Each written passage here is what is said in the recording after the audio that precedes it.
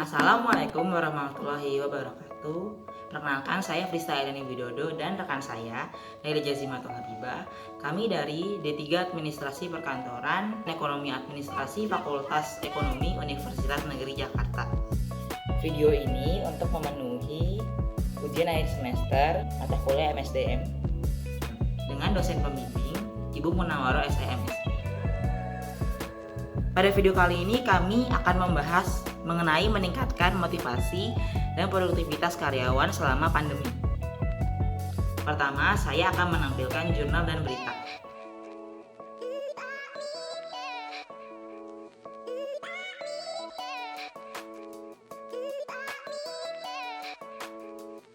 Berdasarkan hasil penelitian dari jurnal dan berita tersebut menunjukkan bahwa ada pengaruh yang signifikan antara iklim organisasi dan disiplin kerja terhadap produktivitas karyawan di masa pandemi.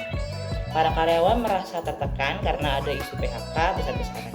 Ini menyebabkan turunnya produktivitas dan disiplin kerja karyawan. Oleh karena itu, dalam meningkatkan produktivitas kerja dan disiplin kerja, perusahaan harus memperhatikan dan meningkatkan disiplin kerja para karyawan. Selain itu, perusahaan perlu memperhatikan iklim organisasi dan disiplin kerja agar karyawan dapat bekerja lebih baik.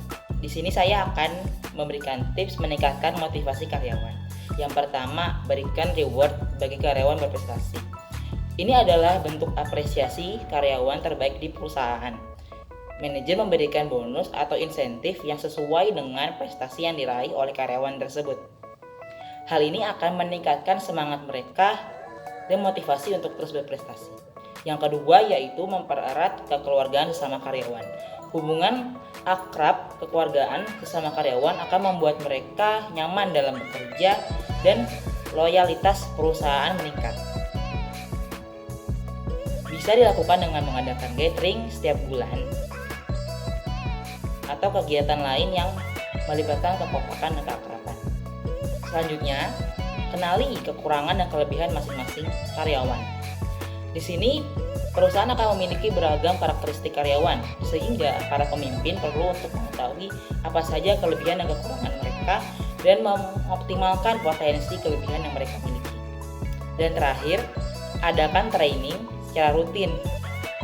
Nah, training ini berfungsi untuk meningkatkan motivasi karyawan dan membuat mereka bersemangat bekerja.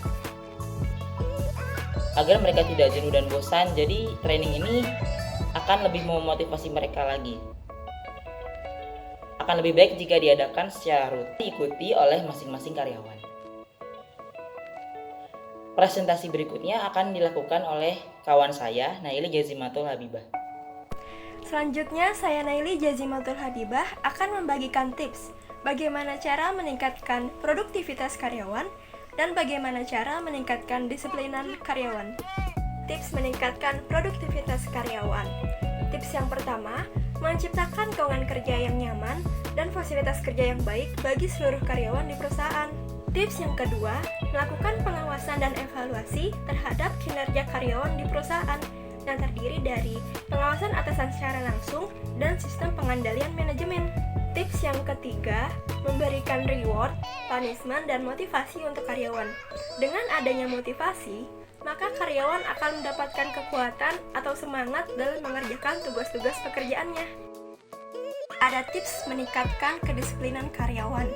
Tips yang pertama, patuhi hak karyawan secara adil dan transparan. Transparansi atau keterbukaan merupakan hal yang sangat sensitif bagi seorang karyawan. Jika manajer memperlakukan antar karyawan secara tidak adil, maka tentu saja sikap karyawan akan berubah dan menjadi tidak peduli kepada manajer. Tips yang kedua, perlakukan karyawan kita sebagai teman.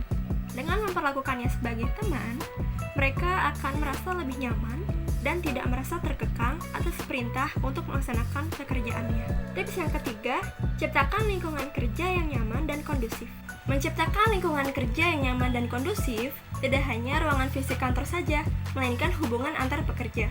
Dalam menciptakan hubungan antar pekerja dapat membawa kenyamanan satu sama lain.